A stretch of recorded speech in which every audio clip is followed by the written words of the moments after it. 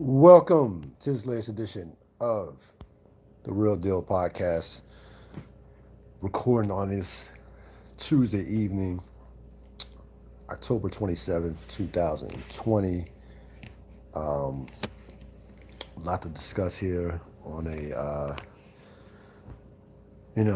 kind of calm before the storm type Tuesday in regards to it being 7 days away from the 2020 election. One of the most probably, I shouldn't say probably, but without question, the most important election maybe ever. Definitely in recent memory. You already seen a number of early voting. 67. The last number I saw, 67.1 million people have done early voting, which is up from 2020 from the 2016 election, and where you had a record 139 million people came out total to vote. That number I expect to get will be exceeded. The way we're on, as if this current pace continues on into next Tuesday. So kind of, candidates are making their last runs in these battleground states: um, Florida, Georgia, South Carolina, states of that nature. Listen, I can't. We don't. No one knows who is going to win, um, especially after 2016. You get a sense that the Republicans are kind of bracing for what seems to be the inevitable, with not only them losing the presidency, but also losing, possibly more than likely losing the Senate. And you see that they're basically taking victory laps for Amy Coney Barrett being sworn in, and and them having control of the courts with a majority of 6-3. So they're taking their victory laps from that standpoint because of what more than likely looks like being inevitable in terms of them losing um, badly in November. Come next week, but let's calm down on that because we've seen this movie before. Um, Again, everybody go out there and vote by mail, early voting, absentee, November 3rd. Just go out there and vote. It is not too late. It's not even too late to register. Certain states are doing same day registration. Uh, so just go out there and vote, and we'll see what happens. Of course, Game 6 tonight of the World Series, which has been, by the way, and I know sports has taken a hit with the ratings all across the board, every sport. But this has been it has been a terrific World Series. It really has been played at a high level. Two very good teams. Dodgers have great talent. Tampa Bay has fought tooth and nail and been right there in almost every game, really making the Dodgers earn this World Championship if they are going to win this World Championship. And I think the Dodgers will win. I think this is going to be a 7 game series. But if you're the Dodgers, you really want to get this over with tonight. I mean, you really want to get this over with tonight, and to give um, to put yourself in a position where you have to go in a game 7 against this team that it's a never say die, scrappy, talented, is going to battle tooth and nail. That you're asking for trouble. Um, Tonight, of course, you'll have Blake Snell, and Tony Goslin will be the pitchers. This could easily be a bullpen game. I wouldn't be surprised if it weren't a bullpen game. We'll see what happens when it comes. We'll see what happens in terms of that. Um, but if you're the Dodgers, you want to get this series over with immediately. Like you want to get this. You want to get this series over with tonight. I believe the Dodgers have been the better team from start to finish.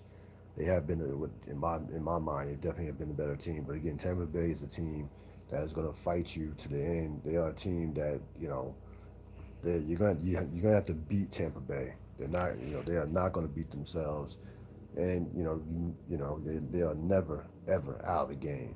So I think Tampa Bay will win tonight, and I think we will see a classic Game Seven. Dodgers looking for that first championship since '88. And if you remember, as an LA sports fan, I'm sure all you LA sports fans remember this. Last time the Dodgers won a championship in '88, same year the Lakers won. Uh, went back to back. So they're hoping to repeat that, having the Lakers, with the Lakers winning in 2020, and with the Dodgers trying to get his first championship since 1988. That is remarkable. It's been it's been 32 years since the Dodgers won a championship. I mean that's just 32 years in that franchise, and the Dodgers have had some good teams. I mean they've won 8 straight divisions. They've had a ton of payroll, talent, great farm system, great player development. So it's not like the Dodgers have been like it's not like they've been, this franchise, this lost franchise. They just have not been able to get over the hump. And again, if it doesn't happen this year, I don't know when it will happen. Everything is set up for the Dodgers to win this year. 60-game season. Um, no real other dominant team in baseball. They're clearly the most talented team from top to bottom. That goes without saying that the Dodgers are clearly the most. And the Tampa Bay has some talent. We know how well Tampa Bay develops players and pitching and defense. And they don't beat themselves, but player for player, you're taking the Dodger roster over the Tampa Bay Rays roster. That's all there is to it.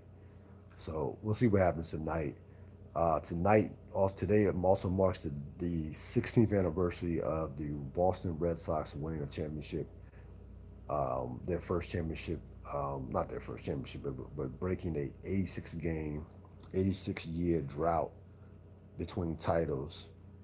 So if you remember, they capped off that 2004 magical postseason with a World Series sweep of the St. Louis Cardinals. That was kind of anticlimactic. We know the championship was won against the Yankees, coming back down 3 games to nothing. First team in the history of baseball to ever do that.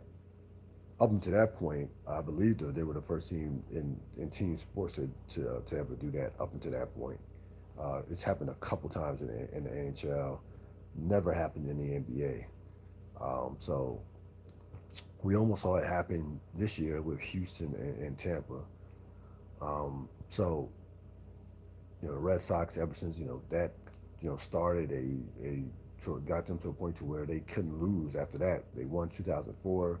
They would win 3 more championships in the next 14 years. They would win 3 more championships in the next 14 years. So no team has won more championships since 2004. Um, so again, this marks the 16th anniversary of them winning that championship, their first World Series in 86 years. A couple things with the NBA. So I know you heard the rumblings over the weekend, or the talk over the weekend, that the NBA is going to come back quicker than expected. It is not. You should not be surprised by this when you consider the financial ramifications of the NBA not starting until say February or March of 2021. These guys care about their coin. They are not these players, and I haven't heard any complaints, by the way, since this news came out. Now nothing is official yet, but it's basically a done deal. The players are going to sign off for it. 72-game season starting December 22nd with ring night on a Tuesday, and then they'll kick off Christmas Day, the Christmas Day 5 game, marathon on, of course, ABC, ESPN on that, and I believe Christmas is on a Saturday this year. So yeah, so it's 22nd on a Tuesday. Yeah, I believe Christmas is on. Um, Maybe Christmas. I think it's a Friday. Yeah, that is a Friday. Christmas is actually on the Friday, the 21st. Yeah, Christmas is on the Friday. But anyway, there's no way that these players are going to leave money on the table if they don't have to. It's just not going to happen. And at some point, you have to know that the NBA was going to have to do something dramatic to get their season back back back as regularly scheduled as possible, or back on track in terms of their scheduling. They did not like playing September, October basketball. The ratings were horrible. They don't like competing against the NFL, who does. And you're thinking about, you're not only competing against the NFL, you're competing against, you're competing against baseball as well. So, when they have that April to June spot, they're really the only game in town, to be honest with you. I mean, baseball is early in the season. Hockey, they trounce hockey as far as the popularity. So they're really the only game in town during that April, especially come May and June. So they, as soon as possible, wanted to get back to basically normalcy as far as their schedule. How they deal with it, how they go about it with, I don't know, multiple bubbles, that is something that it's going to be harder. They did a tremendous job, and I commented on this over the course of a couple podcasts ago. They did as well as you can possibly do as far as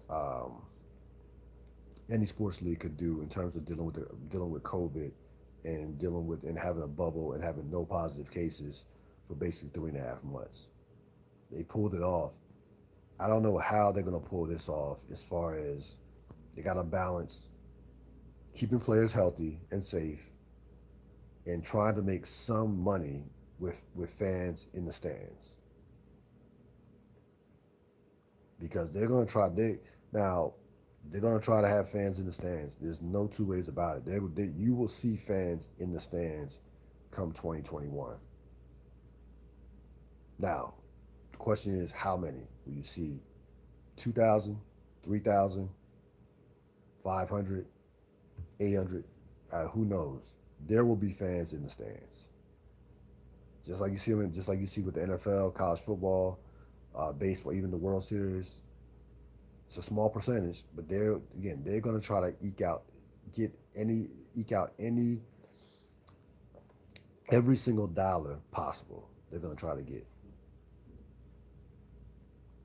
So the question is, again, what are they going to do in regards to how they're going to navigate having? Are they going to have multiple bubbles through the West Coast, East Coast? How are they going to navigate that?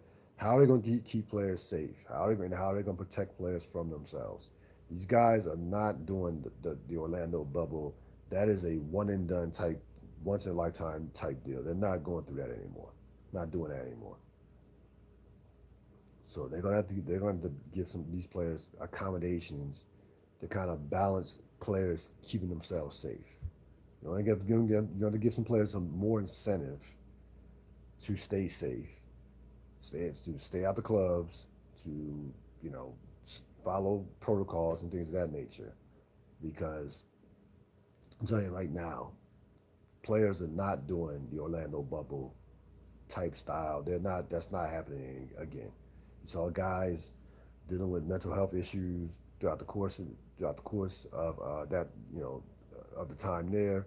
You saw the effect it had on the Clippers. You saw the effect that it had on, again. There are a number of I'm waiting, and it'll play out as everything in society kind of settles down, and we can everybody kind of catches their breath. But there are going to be some stories and some books that come out of that bubble experience. I promise you, on how that was, in terms of what took place, in terms of just the mental toll that it took on everybody. That is a one and done, once in a lifetime thing. That's not happening again with these NBA players. NBA players are just not going to do it.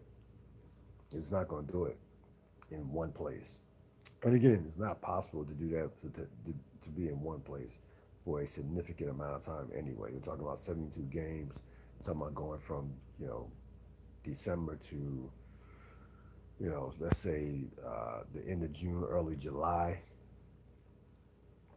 And again, if you listen, and to get this season started, there's going to be a lot of moving pieces. You got free agency, you got the draft, you got training camps, you got a bunch of stuff. It will get done. I promise you, it absolutely will get done, because the players care about their bottom lines. They're gonna get their money. That's all there is to it. They're gonna do whatever it takes. You have not seen a player complain. Now, you had Danny Green come out and say that, well, LeBron might not show for the first part of the season. Bullshit. LeBron will be there December 22nd ring night in uniform. I promise you, he will be there. Guys are not taking. Guys are not sitting out 5, 10 the beginning of the season. It's not going to happen.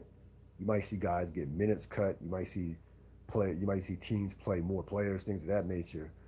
Guys are not sitting out games, not taking off games like that. Especially the star players. It's not going. It's not happening.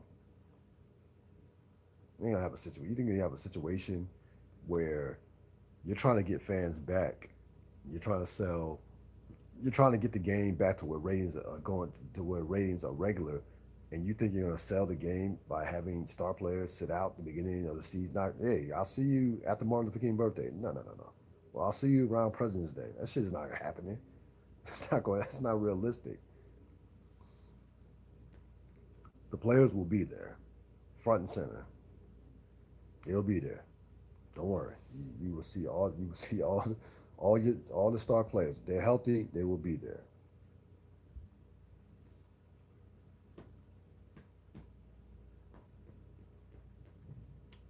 As far as the NFL went this weekend, it was a great 1 o'clock window of games. You had about 6 to 7, about at least 6 or 7 one-score games. The big winner, of course, of the week was Pittsburgh. Pittsburgh remains the only undefeated team in the league after week 7. Um, they're at 6-0. They took out Tennessee 27-24. Probably probably a little bit harder than what they thought it was going to be, being up 24-7. But give Tennessee a lot of credit. Tennessee is a very good team, very physical team, and a team that makes you play all 60 minutes. Roethlisberger was not great, not by any stretch of imagination.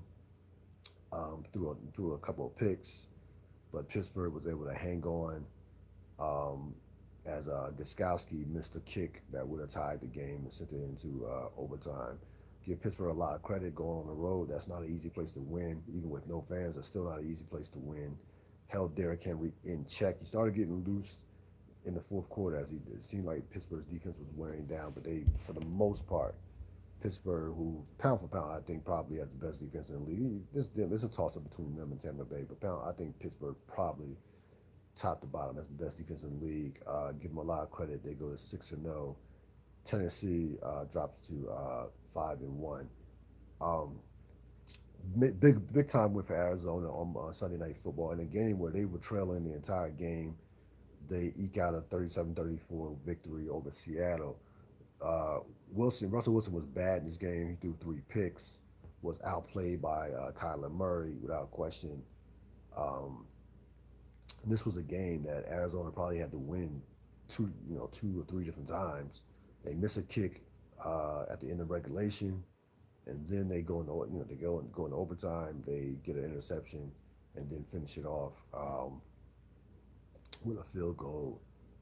Give Arizona a lot of credit. They played well this season. Washington losing to them early doesn't look as bad for the Washington football team when you think about it. They you know they are a they have a quarterback who's going to be a star. You know, in Kyler Murray. So they that division is brutal. I mean, that's going to be a fun division to watch. That NFC West. All those teams are above 500, and all those teams, frankly, that are playing well right now. I mean, Seattle, loses their first game. San Francisco and the Rams have picked it up over the last couple of weeks, and now you have Arizona. So all those teams are playing well. You're going to get minimum 2 teams out of that division. Minimum 2 teams are coming out of that division. Probably no more than 2, um, because of how well Chicago's playing and because of how well New Orleans has picked it up now. So they're gonna probably get 2 out of that AFC, out of the NFC South as well. But that is the best division in football without question. That AFC West and all those you look forward to all those matchups. Next week you'll have San Francisco at Seattle. in another heavyweight matchup. That's that at one time was the best rivalry in the sport for 2 to 3 year period. So nice win for Arizona. Murray, of course, outplays Russell Wilson, who I think lost his stranglehold on MVP. I mean, people are talking Brady, Rodgers. The MVP is through 7 weeks, the MVP is wide open. To be honest with you, amongst those three quarterbacks, the MVP is wide open. Wilson had it on lock for the last couple of weeks, but he's been shaky. His interceptions have picked up. He has 6 interceptions. Still leads the league in touchdown passes, but not by a lot. So all of a sudden the MVP kind of is up in the air at this point, but still a lot of football to be played. Green Bay bounces back offensively with a great performance, 35-20, big days out of Rodgers and of course Devontae Adams. And Houston, of course, season from hell continues. They dropped to 1-6. Um, they look like they're gonna be in mixed for possibly the number one pick. If they keep this up. It's hard, again, it's hard to fathom a team with Deshaun Watson and J.J. Watt being 1-6. Really is, but they have nobody to blame but themselves. They allowed Bill O'Brien to kind of put them in this position with his general manager moves. And I'm not saying Bill O'Brien was a bad coach. He wasn't a bad coach. He's a horrible general manager. And you blame ownership. That's on McNair. That's on the Houston ownership. Without question, not McNair, but that's on Houston's ownership. Without question, they put Bill O'Brien in that position. Bill O'Brien should never been general manager and head coach. So they are paying for those decisions. And this has already been a lost season for the Texans. Wild game with Cincinnati and Cleveland gives Cleveland a lot of credit, despite the fact that they lose Odell Beckham to an ACL. Baker Mayfield outduels Joe Burrow, who Burrow's going to be very good too. He's played extremely well this year. Burrow and also Justin Herbert with the Chargers. Both those guys have played well. Give Mayfield credit. 5 touchdowns. No Beckham. And by the way, Beckham has not been healthy the last 2 years. I mean, he's at a point in his career where he is absolutely damaged goods. Is all there is to it. He cannot stay on the field. So Mayfield, when people wanted to run him out of town a couple of weeks ago, even last week, now all of a sudden team is 5-2. His numbers don't look as bad as they once did. 15 touchdowns, 7 interceptions, and all things are right as of right now with the Cleveland Browns for now. As they improve to 5-2 on the season. Kansas City continues to be the best team in football. They dominate Denver. Kansas City is the only team in the league that can beat you any type of way with any type of style. They don't need Mahomes to be great in order for them to win. They can beat you with their defense. They can beat you with their running game. They can beat you with their special teams. They can play any style of football, and that's what separates them from the rest of the teams around the league. Now, I'm not saying this Kansas City team is a great, you know, it's not the 84 49ers or the '07 Patriots, but they are the best team in football, and they have their room for error is bigger than than any other teams in the sport. Again, they don't need Patrick Mahomes to be great in order for them to win games. So they handled Denver 43-16. And by the way, when is John Elway gonna start taking heat for not replacing Peyton Manning? Like he said, Peyton Manning retired like 5 years ago, and he still hasn't found a comparable quarterback. And I'm not even saying comparable to Peyton Manning's skill, but a quarterback that can lead, that can even be worthy of being a starter. Forget about the Hall of Fame. I'm just talking about finding a legitimate starting quarterback. Because it's been 5 years and they have not found it whatsoever. Not even, and they don't even seem to be even close. New England Patriot haters. It's a great time to be a Patriot hater because the Patriots right now are struggling. They take a just a straight ass whooping from the San Francisco 49ers, who are playing well right now. Look like the old 49ers from last year that went to the Super Bowl with their defense and with their physicality, running the ball. Garoppolo not making enough plays. This was just a utter domination, 33-6. They outgained New England 467 to 241. The biggest story out of this game, couple things. Number one, Cam Newton not finishing the game. Three interceptions. He's not three interceptions, and then of course you had Jeff Garcia talking about Cam Newton's clothes, as if that correlates to how poorly he's played over the last couple games, which he doesn't. But it's gonna be New England has played some tough teams. Let's be honest about that. They played San Francisco, Kansas City. Um, Schedule has not been easy for the most part. Um, Miami again that they won, but so I'm not ready to completely write New England off. But offensively is not there right now. Offensively, it's not. Um, and the defense isn't bad, but the defense certainly is not the level it was the last couple of years. Um, you know, Listen, Belichick has a lot of work on it. He has a lot of work to do to try to get this team into the playoffs. It's going to be a major. He'll do the best coaching job of his career if he gets this team in the playoffs the way they're looking right now. The good news is that division is not great. It's not a great division. Buffalo is. I think Buffalo and Miami are probably better, but they're not that much better. They're not. They're not. So it'll be interesting to watch them in that division. I just don't think that division is great. They were in the division with Pittsburgh or Kansas City, I'd be like, forget it. But they're not in the division with either one of those teams. So, or even Tennessee for that matter. So that's the one thing they have going for them, that their division. Like, I don't see anybody, including Buffalo, running away with that division. Tampa Bay, of course, had maybe one of the most impressive wins of this, not the season, but of the week, 45-20 over the Vegas Raiders. Of course, Brady, 5 touchdowns, 4 touchdown passes. All of a sudden, 18 touchdowns, 4 interceptions, playing like an MVP candidate. Since week 3, he has 15 touchdowns and 1 interception. So, in the battle of Brady versus Belichick, Brady is clearly on top right now. Clearly on top. So, you know, you can come draw your own conclusions as of right now. But when the season is done, but as of right now, it's clearly Brady is winning that battle. And the Cowboys and the Falcons continue to be the Cowboys and the Falcons. The Falcons just continuously invent ways how to lose games.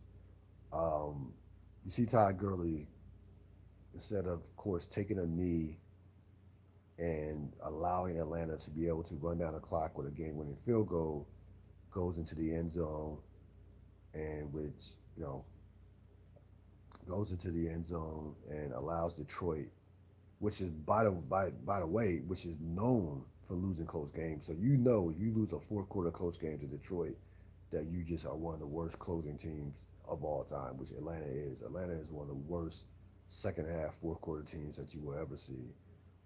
And once you just knew they were going to lose the game once that happened. Like, they was just that was it. They were just going to lose. And not to say that the kicker even makes the field goal, the way Atlanta closes out games, but just a terrible mistake by the hands of from a veteran player like Todd Gurley the second, scoring a touchdown instead of taking a knee or sliding before you hit the end zone. In regards to Dallas, just an embarrassing loss to the Washington football team, 25-3, a game that they didn't come to play at all. Uh, Again, the easy narrative is to point the fingers at Mike McCarthy. I don't blame McCarthy. And be honest with you, it is that Dallas is losing because of their culture. Their performance is a reflection of their culture or lack thereof. It starts with Jerry Jones, Stephen Jones, and what have you. It starts with Jerry Jones. Let's be honest. That team does not have a culture, a winning culture. They don't have they're a front running team when everything's going good. Is how about those Cowboys? Is this and that? Jerry's, smiling on the radio, doing this, can't shut up. But they don't have a fabric of a championship culture. Probably why? Probably because they haven't won a Super Bowl since 1995. And you have Jerry Jones, who some of these drafts over the last couple of years are starting to catch up with them. The offensive line is getting older. They can't stay healthy. The defense is dreadful, dreadful, and they don't have very good depth. Once you get past Dallas's starters, they have nothing. Every team is going to have injuries. So there are two things that are going to show what type of team you have because everybody's going to go through injuries. Everybody. Last year, the Saints lose Drew Brees for what the better part of 6 weeks. Teddy Bridgewater goes 5-1 in those 6 weeks. And by the way, nobody knew when Teddy Bridgewater came into the game. Nobody anticipated him to play as well as he played. No one, no one, no one. But the Saints have a culture, a winning. They have a culture that has a foundation in terms of, hey, we know what we're doing here. We have depth. We're gonna run our offense. We're gonna do, just don't go lose the game. We'll play great defense, and we'll, win some games. And instead, I remember saying at the time, if they go 2-3 or three and three, doing a great job. They end up going 5-1. It might even been 7-1. But any type of adversity Dallas has, they're gonna come apart. They're gonna come apart. And it goes beyond Dak Prescott getting hurt. It's just the fact that this team needs to start rebuilding. They really do. They need to start rebuilding through the draft and facing the fact that they're not a Super Bowl contender. They need to start. I would now. You saw Everson Griffin get traded today. I would trade a 3 or 4 players to get draft picks for the future year for the up and coming years. I would trade one of those receivers. They have a surplus of receivers. I'm getting rid of one of those guys. Cooper. I would try to move Cooper. I would try to move Cooper. CeeDee Lamb is on a rookie deal. Okay, I would definitely try to move Cooper. The number teams, you telling me a Green Bay wouldn't like a Amari Cooper as a number two compared to with Devontae Adams? There are a number of teams that would trade for that would like Amari Cooper, um, and that would try to win a Super Bowl this year and would give you some draft picks. I mean, Tampa Bay just took a risk on Antonio Brown, so you're gonna have some teams that try to win it this year. Feel like they can for at least a half dozen teams that feel like they can win a championship this year. So Dallas is going to be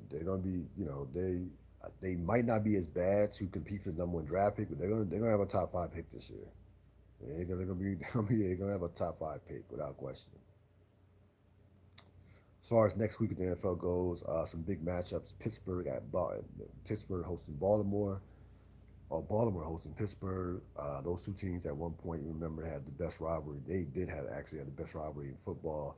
New England at Buffalo should be interesting, and of course, I already met the aforementioned San Francisco at Seattle. So nice day, good week, a good Sunday of football. Yesterday was, last night was kind of an afterthought. The Rams have a very good defense. We know this, and we know what the Bears struggle to score points. So was not surprised by at least be surprised by that result last night. Um, and you just have a situation where in the NFL where you have a number of quarterbacks playing at a high level. I mean, right now you have 11 quarterbacks with over a quarterback rating of 100. So even even guys,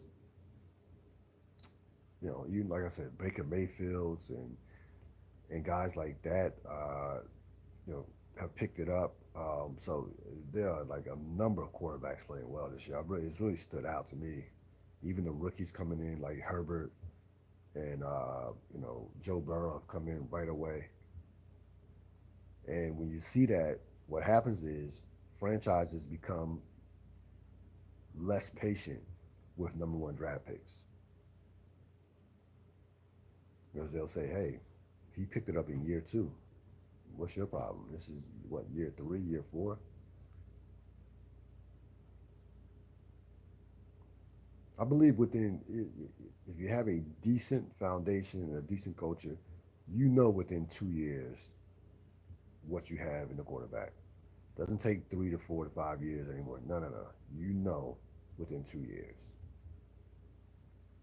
Quarterbacks are better equipped to play now than they ever have been coming into the NFL. They are ready to play. I mean, these guys are the way these offenses they run in college or the way they train. These quarterback gurus that they're playing with in high school or even middle school. So quarter guys are ready to play quarterback when they come into the NFL. More so now than ever before.